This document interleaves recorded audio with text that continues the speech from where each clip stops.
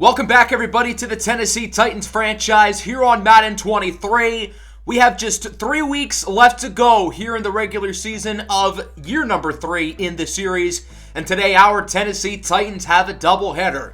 We start on Sunday Night Football against Macaroni and Cheese Man himself, Mac Jones, and the New England Patriots. The following week, we travel out to Minnesota to face off against number 1 draft pick Cade Hutchinson and the Minnesota Vikings.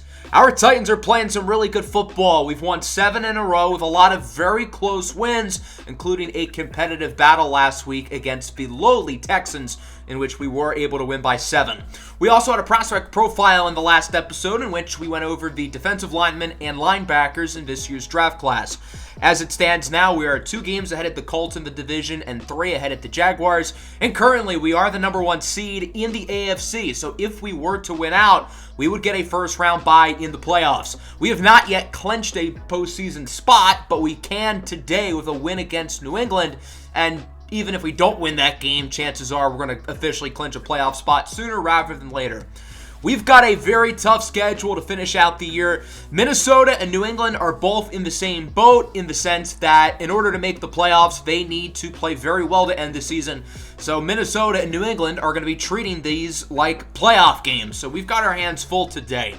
The Patriots have been painfully average this year. They haven't been good. They haven't been bad. They've just been solid. They are kind of streaky in the sense that they had a 3-game win streak before their bye week, and currently they're on a 3-game losing streak, losing to the Colts, Jags, and Chiefs. Way to help us out in our divisional race or for seeding with Kansas City. New England is led by quarterback Mac Jones, the 4th-year pro out of the University of Alabama. Mac is also painfully average. He's not good, but he's not bad either. He's just solid. New England's going to have to make a tough decision on him next year on if they want to sign him to a contract extension. They do have a solid group of skill position players of Damian Harris, rookie running backs Noel Hilaire and Aaron Robinson. At wide receiver, they have former Titan Robert Woods, who has turned back the clock and has had a great season with the New England Patriots. And I think the trade of Robert Woods and Jonnu Smith has been a win-win for both sides. They've also got young guys like Bryson Smith, Tyquan Thornton, and the veteran Hunter Henry at tight end. Defensively, these guys are solid. Pretty much any Bill Belichick coach team is going to be very strong on the defensive end. So we've got our hands full here. I know the Patriots have lost 3 in a row, but they need all the wins they can get here down the stretch. So they're going to be giving it their all tonight here against our Tennessee Titans, who are going to be rocking the Houston Oilers throwback jerseys for today's matchup. I also want to point out that when I recorded the gameplay today, the in-game audio didn't work. So instead of in-game audio in the background, you're going to have the NFL primetime songs. Hopefully it'll be fixed by the time we get to the next episode. The Patriots open up with the football as on 2nd down. Mac Jones connects with the veteran tight end Hunter Henry, outrunning the rookie linebacker Asher Gonzalez for a big plate of a 40 as the veteran center David Andrews, a longtime stalwart on this New England offensive line, is hurt. On 3rd down, Mac Jones with a strike for Henry again, who makes a really nice catch to the 14. Mac Jones is throwing the ball very well in this opening possession, and keep in mind the Titans are without number 1 corner Chidobe Awuzie for the rest of the regular season. Damian Harris, another former Alabama player, punches it in for a score, and the Patriots start off strong as they lead 7-0. Here's the Titans offense. Derrick Henry looking to get things going early as he gets a strong run of about 16 yards, moving the chains for Tennessee. Offensively, the Titans have been very good this year. They've scored a lot of points, even with inconsistencies from quarterback Malik Willis, who connects with former first-rounder Treylon Burks, who gets it past midfield of a 43. 2nd and 11 now for the Titans. Willis looks to throw it again. Under a little bit of pressure, trying to outrun the pass rush, and he is unsuccessful as Josh Uche brings him down for a loss of 10. We know Uche pretty well on this channel. We had him last year in our Eagles franchise, and he was a really solid pass rusher. Willis connects with the rookie Hot Rod Pryor on 3rd and 21 to convert and keep the drive moving. Great throw and catch by Willis to the rookie Pryor. On 3rd and 3, the pass for Jonnu Smith is broken up, and Tennessee's going to go for it here on 4th and 3. Gutsy call by head coach Zebediah Phoenix II, and it turns out that they were just trying to draw New England off sides. So Tennessee will instead kick the field goal after failing to draw New England offsides. You know, a Bill Belichick team is going to be ultra disciplined when it comes to that, as Randy Bullock makes the kick, and it is now 7-3. So the Titans start off with a field goal, but they do trail. We'll see what New England can do on this possession. Mac Jones connects with Damian Harris, who was wide open. Harris breaks a tackle and is pushed out of bounds by Azeez Ojulari, but not before getting to the 44. The Patriots offense looks really good to start this game, and this Titans defense clearly looks different without their number one corner, Chidobe Awuzie. Nice throw by Jones. It's caught by Bryson Smith, the second-year pro out of the University of South Carolina. Second and goal at the 1. Play action fake, but it doesn't fake out the all-pro pass rusher, Harold Landry, who sacks the quarterback. Landry is in the midst of another great season, and his numbers would be even better if the Titans had any complimentary pass rushers around him. 7-3, your score here through the first quarter. New England ahead. We'll see if the Patriots can punch it in here on third and goal after the big sack by Landry, as Mac Jones looks to throw it. Under pressure, and he throws it away with Landry and Cox sending pressure. So New England's going to have to kick a field goal instead. This is Tyler Bass who drills it from 25, and New England makes it 10-3. We'll see if the Titans can get some points going here on this drive, as on third down, Willis goes short for the rookie running back Elijah Bryant, and he'll get 8. So the Titans are kind of in 4-down territory here. It's 4th and 2 at the 42, and Tennessee will keep the offense out on the field again as they look to go for it. Derrick Henry is able to push forward up the middle as he gets around 3 or 4, which is more than enough to keep the drive going. 2nd and 5, Malik Willis drops back to throw it. Risky pass, and it's caught by Scotty Pickens. I think the safety could have really made a play on that ball, but Pickens was able to get to it quicker and make the grab. Following play from the 14, Willis looks to throw it, going for the corner of the end zone, and it's caught by the former New England Patriot, Jonnu Smith, with the touchdown. I know Jonnu Smith's numbers are nowhere near as impressive as Robert Woods, the guy who was traded for, but Jonnu Smith has been very solid at tight end this year for the Titans, and I really do think that's been a win-win trade for both sides. The Titans have finally gotten consistency out of the tight end position, while Robert Woods has turned back the clock and has looked like a number one receiver for New England. On 3rd and 20, Mac Jones just has to get rid of it. Good stop by the Titans defense, and they'll get it back, looking to take the lead with about 4 minutes left in the first half. Willis goes short for Scotty Pickens, and the ball is out, and it's picked up by the New England defense, and the Patriots will get it at around the 16-yard line.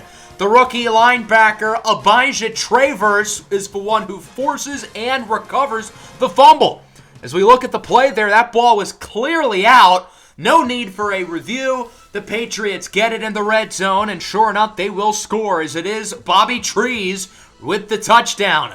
So both Jonnu Smith and Robert Woods ironically score here in the first half, and it's now 17-10. Things are going to continue to go downhill for the Titans as Elijah Bryant loses yardage on 3rd and short, wrapped up by Matthew Judon, body built by Taco Bell.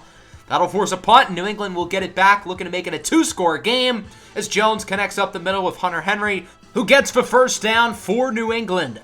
2nd and 10 now with under a minute left on the clock. Jones has time to throw it and launches a dime for the rookie running back, Noel Hilaire, drafted in the 2nd round out of the University of Oregon. 3rd and 6 now with 20 seconds to go. Jones looks for the end zone, and it is caught by Hunter Henry for the touchdown. Henry has been dominant here in the first half for the Patriots, and New England takes a 24-10 lead going into halftime. The Patriots got to be feeling good about themselves. They had the momentum with 2 late first half touchdowns. Let's take a look at our halftime report around the rest of the league. Since this game is on Sunday night, pretty much all the other games around the league are over. That includes Denver and Carolina. The Panthers were able to continue their quest for the number 1 seed in the NFC as they defeat the Broncos 32-28 despite 4 touchdowns from Russell Wilson. The Broncos let Russ cook today, but it was not enough for Denver to get the win. Carolina now 12-3 as they continue to have the best record in the conference. Down in South Beach, both the Cardinals and the Dolphins need a win today to keep any shot of going into the playoffs alive, and it would be Jalen Hurts and the Dolphins who would be swimming their way to victory, 31-25.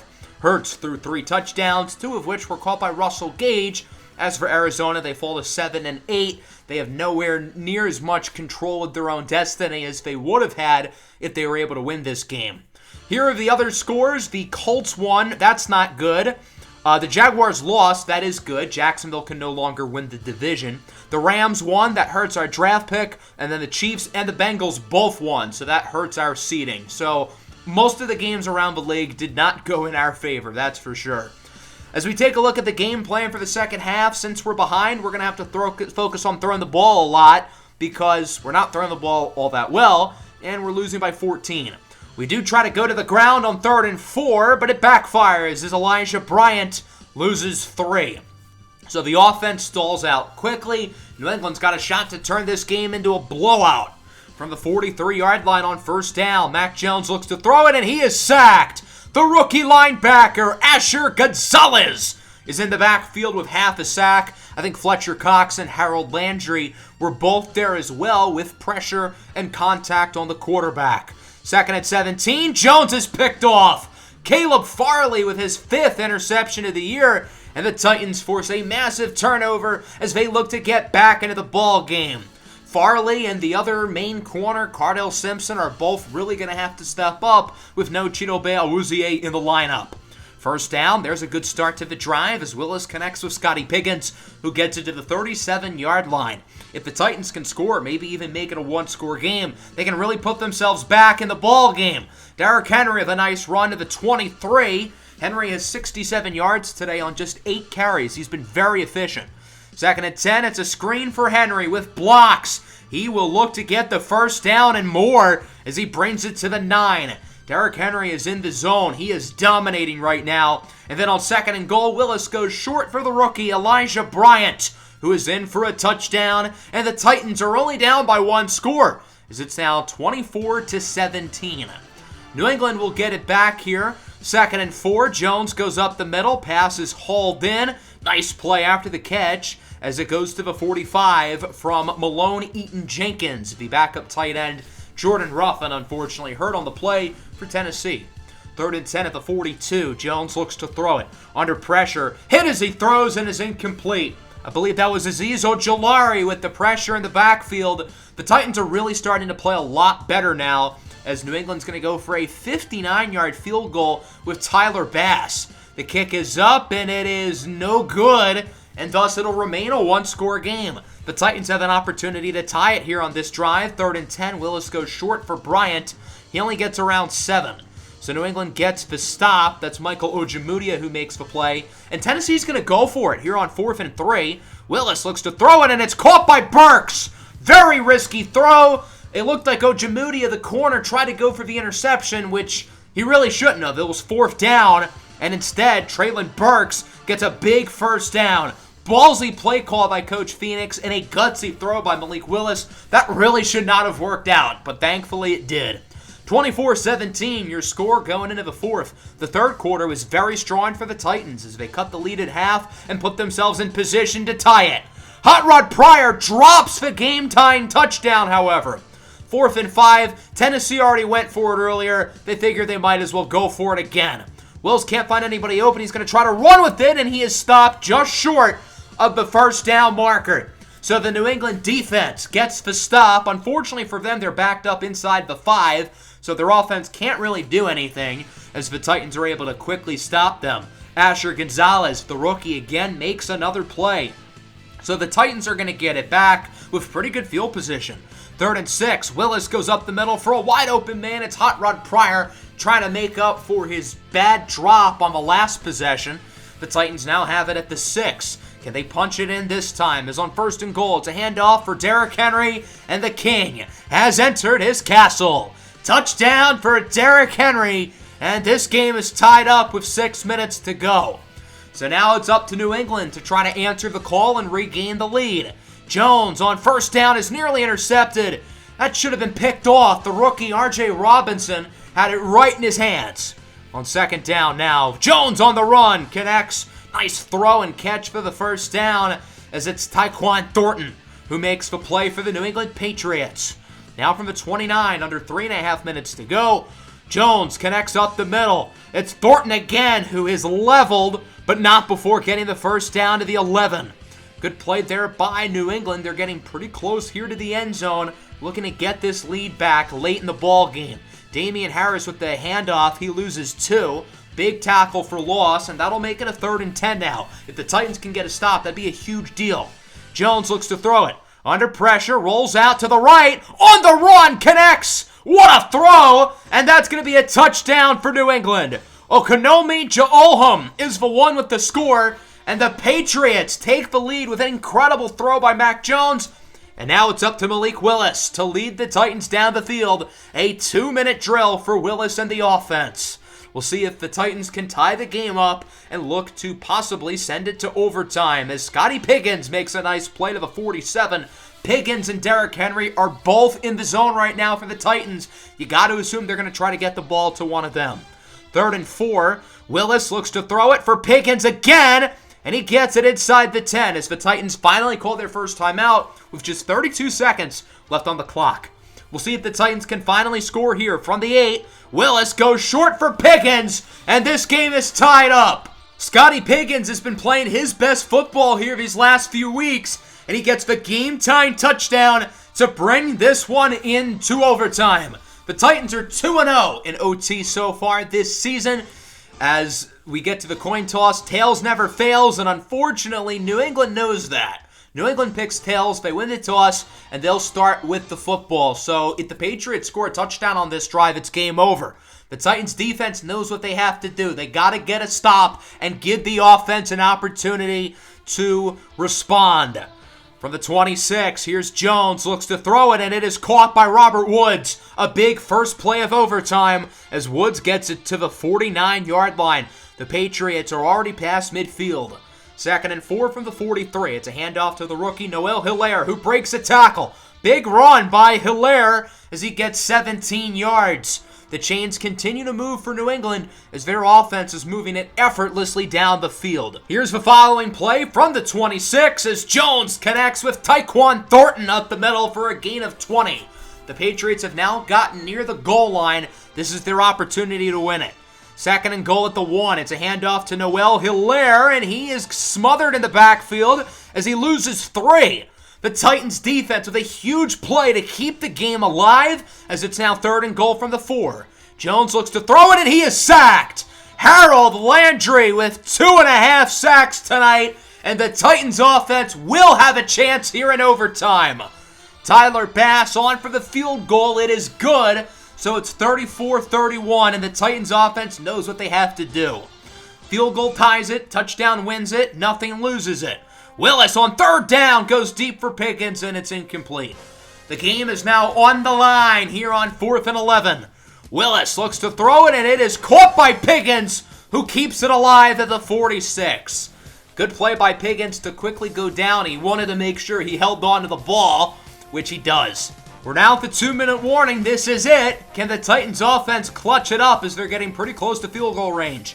On 1st down, Willis under pressure, can't take a sack, and he throws it away right at the end. Good.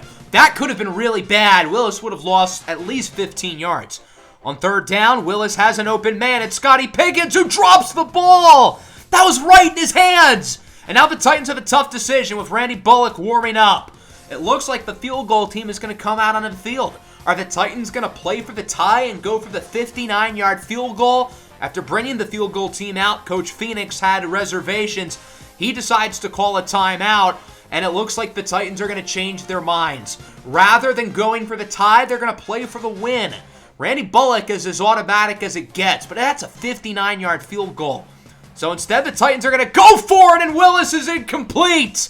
And this game is over. The Titans' 7-game win streak is snapped at the hands of the New England Patriots as they take it home 34-31 in overtime on Sunday Night Football. A thrilling matchup down to the wire. The Titans have had so many close games this year. There is nobody in the NFL who plays better in close situations than the Tennessee Titans do, but this time they were unable to make the play. What will you guys have done on that 4th and 9? Would you have gone for the long field goal to try to tie it or play for the win?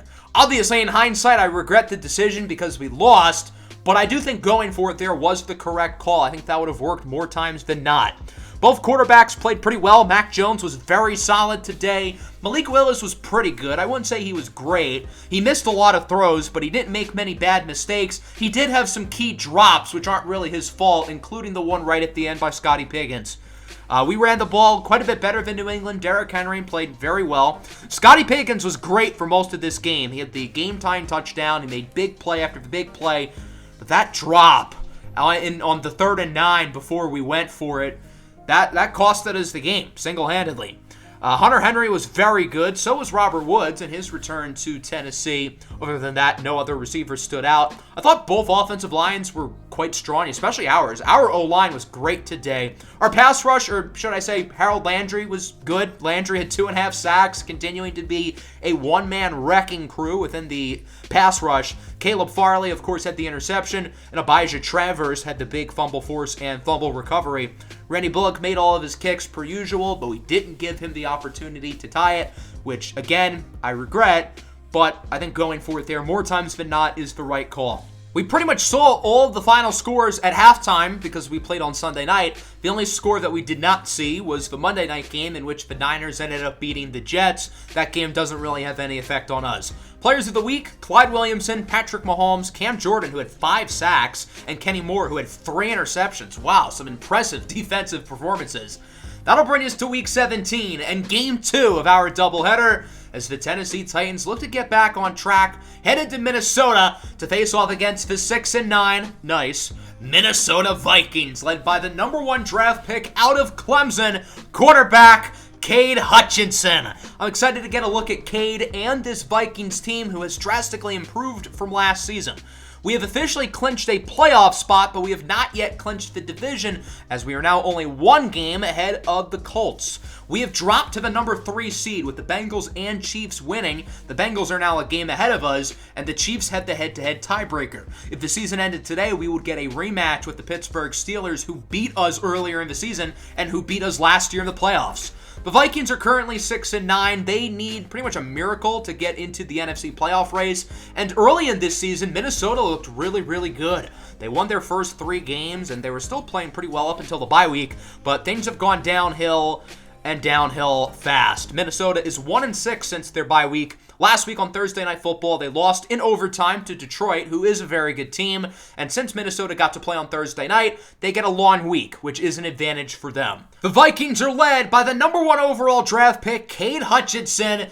We dubbed him as the chosen one prior to his junior year at Clemson, and he hasn't exactly been the chosen one so far. It's been a pretty disappointing rookie season for Cade Hutchinson. There have been a lot of flashes, and Vikings fans should still be excited about their franchise quarterback, but he hasn't exactly lit the world on fire as many people expect, and he's had multiple 4+ interception games over the last month. The Vikings have a lot of good weapons, including Dalvin Cook, rookie running back Patolomayo Molowalu, who won the college football playoff MVP a couple years ago. Wide receiver, they have Rambo Lumpkins, the only receiver drafted ahead of Scotty Piggins in the 2023 draft. At tight end, they've got Noah Fant, former Titan Austin Hooper, and first-round rookie Mario Homeler. Defensively, the Vikings are pretty solid as well. They have been a lot better than they were last year, but again, they're 1-6 since their bye week, and their playoff chances are hanging on a thread. If Minnesota wants any chance of making the postseason, they have to win today. If they lose, they are eliminated. As for the Titans, they've got a chance to clinch the division today. If Tennessee wins this matchup against Minnesota and the Colts lose to Jacksonville, then the Titans officially clinch the AFC South. And keep in mind, the Titans play against the Colts next week. The Vikings will start with the ball, and we'll get a look at Cade Hutchinson. This will be our first time watching him since last year's national championship game, in which he played pretty poorly, and Clemson, of course, was upset by the TCU Horned Frogs. We'll see what Cade Hutchinson can do here. Is on first down. It's a play-action fake. Hutchinson goes downfield, and it's hauled in. A nice grab to start the game by Rambo Lumpkins, who was the 18th overall pick out of the University of North Carolina in the 2023 draft. 1 spot ahead of Scotty Piggins. Hutchinson goes deep on the second play of the game, and it's caught by Duvernay, who takes it all the way for a score. I would not call that an ideal start. We are 37 seconds into the game, and the Titans are already losing. We'll see what Tennessee can do on their first offensive drive of the game, as on 3rd and 2, it's a play-action fake. Pass is broken up. So the Titans have an interesting decision here on 4th and 2, and they're going to go for it as Derrick Henry gets the first, then more, gaining around 10. Fitting that the Titans go for it right after last week, where going for it might have costed them the game in overtime. On 3rd and 9, the short pass is caught by Pryor, who does not get the first down. So it's 4th and inches, and the Titans are going to go for it again. Handoff to Elijah Bryant, and I don't think he got it, but they're going to give him the first down. As we look at the replay, he clearly never passed even the line of scrimmage, but the refs are going to give him the first down. Okay, we'll take it. And then on the very next play, Traylon Burks somersaults into the end zone for a touchdown, and the Titans tie it up at 7 with a very lucky call from the officials. I feel like throughout this series, more times than not, we've gotten unfortunate and unlucky in terms of the officiating, but that time it directly handed us 7 points. So we'll see if Minnesota can respond. I do not know why Devin Duvernay was that wide open. That was horrible coverage from Roger McCreary as the Vikings get the first down. Cade Hutchinson looks like his Heisman-winning self from a year ago. He just looks unconscious making these throws as Thielen trucks the defender and then gets hit hard by Cardell Simpson. Kenneth Scott, the rookie offensive guard out of Georgia, is hurt on the play. The Vikings traded up in the late first round, ironically with Tennessee, to go and get Kenneth Scott. The Titans used the top pick they got from Minnesota to draft Elijah Bryant. Final play of the first quarter is another touchdown for the Vikings as Hutchinson gets his second of the game, and it's now 14-7. Cade Hutchinson looks pretty damn good, I'm not going to lie. So the Titans offense is going to be able to need to match up with him because Cade Hutchinson looks like he could be on pace for a career day. On first down early in the second quarter, Scotty Pickens does a good job of dragging the feet in bounds. Pickens making sure he holds onto the ball after the costly drop from a week ago. 3rd and 7. Willis looks for the sidelines, and it's caught by Hot Rod Pryor, who gets it to the 23. Minnesota would challenge the call. I thought that was a bad decision by the Vikings. Pryor very clearly got both feet in bounds. The call would unsurprisingly stand, and Minnesota would lose a timeout. 2nd and 1, handoff up the middle for Elijah Bryant. He gets it to the 1. I think Elijah Bryant has finally kind of hit the rookie wall. Last week against New England was probably his worst game of his career, and other than that run, he's been pretty mediocre today. On 2nd and goal, Malik Willis will take it himself for a read option touchdown, and this game is tied at 14. Both offenses look fantastic here in this first half, and we could be in line for a shootout today. So Minnesota has it back. Here's a nice run up the middle by Dalvin Cook. He's getting older, nearing the age of 30, but is still a very, very good back as he gets it to the 40. A couple plays later at the 39, Hutchinson looks to throw it up the middle, and it's intercepted. Hutchinson's first incompletion of the game proves to be a turnover. Kevin Byard, the veteran safety, picks off the pass, and the Titans are going to get it back with really good field position. That's probably the first good defensive play of the entire game from either team. Of course, the Titans do nothing off the turnover as Willis misfires on 3rd and 11, and the Vikings will have another shot to take the lead before halftime.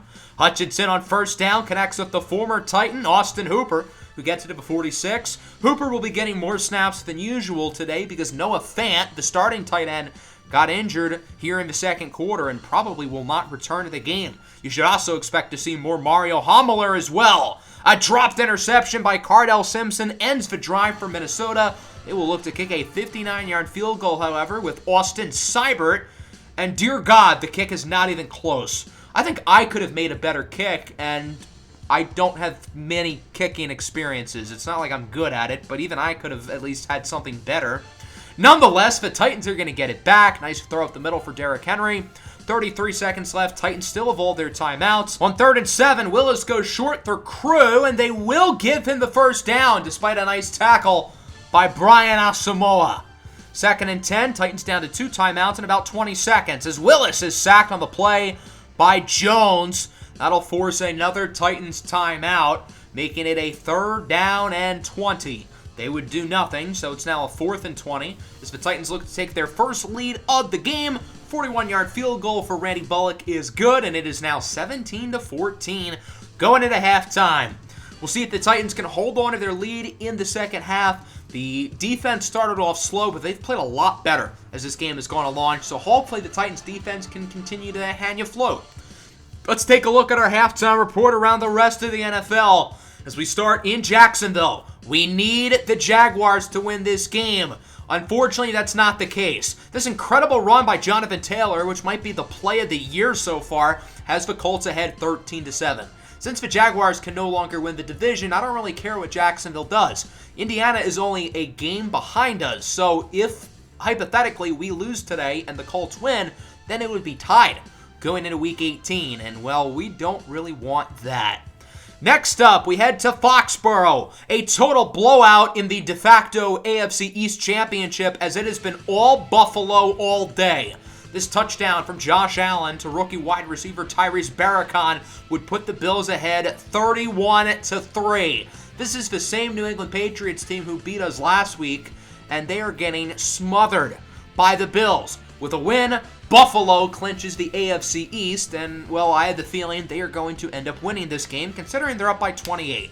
And finally, the Texans head to the Meadowlands to take on the Jets. Houston has not won a game since Week 3, but if they keep this up, they might end their long losing streak. Rookie quarterback Kane Sanders is having one of his best games of this season as the Texans lead 21-10 here against the Jets. Sanders with 3 touchdowns and only 3 incompletions. Texans fans have been waiting to see this from him all season long, and they're finally getting it against the struggling Jets, who are expected to make a lot of changes this offseason, particularly in terms of their quarterback and their head coach. As we go into the second half, I still want to focus on throwing the ball. The run game's been good, whereas Malik Willis has been kind of mediocre. He was really good in the first quarter, but he was pretty meh in the second quarter. And then defensively, we've got to be able to stop the medium and deep passing game because Kate Hutchinson has been slanging it down the field all day long.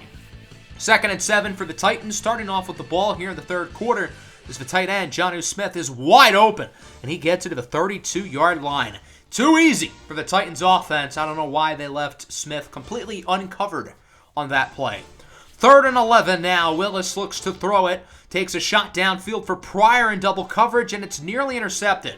Bad throw and read by Willis. That'll bring out the field goal team. 50-yard try for Fat Randy is good, and so the Titans doubled their lead, and they are now up 20-14.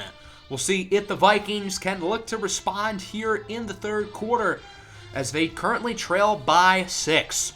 From the 25, first play of the drive, Thielen in motion. Hutchinson looks to throw it under pressure, and he is sacked. Azeez Ojulari with his first full sack of the entire season, resulting in a loss of 11. Ojulari has sent consistent pressure since being acquired at the trade deadline from the Giants, but he only had half a sack up until that play. 3rd and 17, Hutchinson takes a shot downfield, and it is broken up for Thielen. Nice play by Caleb Farley. We'll see if the Titans can make it a 2-score lead here on this possession. As on 2nd and 2, it's a handoff for Derrick Henry. Cuts through the defender. Henry with a big gain as he breaks the tackle from Lewis Seen and is brought down at the 28. A big run by Derrick Henry, who continues to show, despite being 30, that, well, he looks like he's about 23 the way he's been running this year. Willis is sacked on first down by Suk Deo Toussaint, the second-year defensive tackle out of Cal. 2nd and 20 after the play by Toussaint. Willis looks to throw it under pressure, and he is sacked again. Zadarius Smith, the veteran out of Kentucky, brings him down, and now it is 3rd down and 31 for the Titans, who at one point were in clear field goal range. Now they're not even past the 50. The throw for Pickens is incomplete as Toussaint is hurt on the play for the Vikings. Jeffrey Walker, the rookie punter, would have it down to the 4. So Minnesota starts with pretty poor field position, but it's not really going to matter as Dalvin Cook gains 17, getting Minnesota out of safety territory, and now they can actually try to move the ball. 3rd and 11 from the 34. The Vikings with some more pre-snap motion. I think Minnesota runs more pre-snap motion than any offense in the league based on how they've ran their offense today. As on 3rd and 11, Hutchinson connects with Thielen, who is spun to the ground by Roger McCreary, just shy of the first down marker. The Titans defense allowed 14 points early in the first quarter. They've allowed 0 since then. Shout out to the defense for really audibling as Tennessee leads by 6 going into the fourth quarter.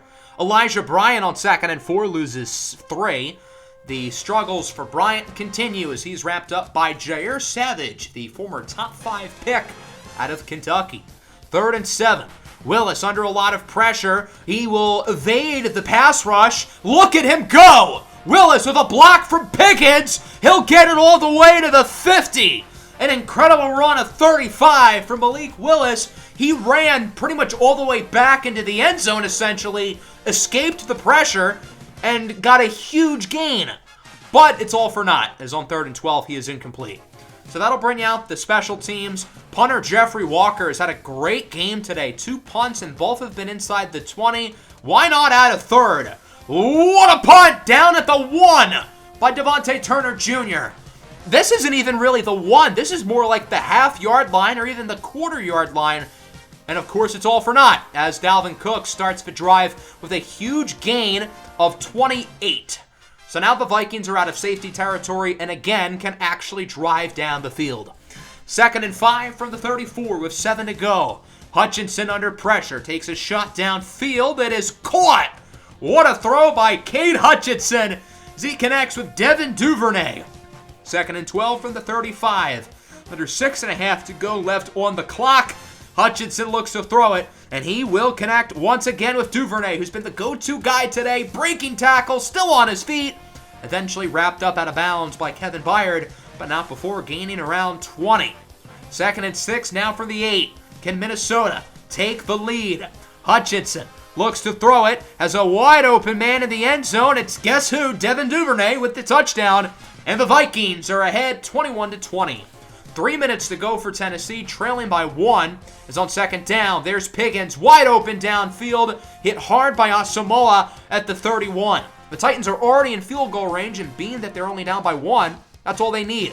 On 3rd and 10, it's a screen for Bryant, and he only gets 3.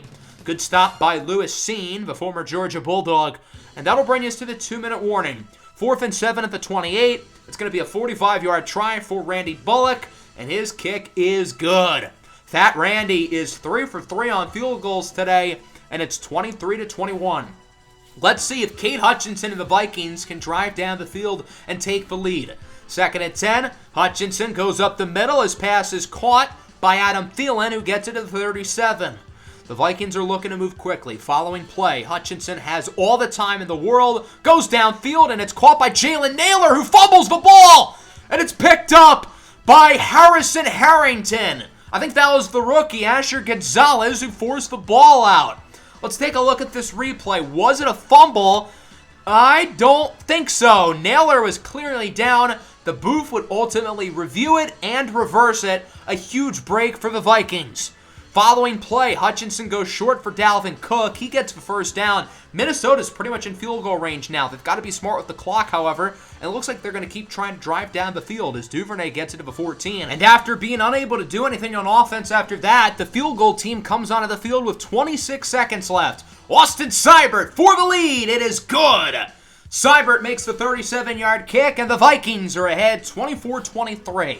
So I want you guys to take a look at the bottom of your screen real quick. We have a final in the Colts game, and it's a 21-21 tie.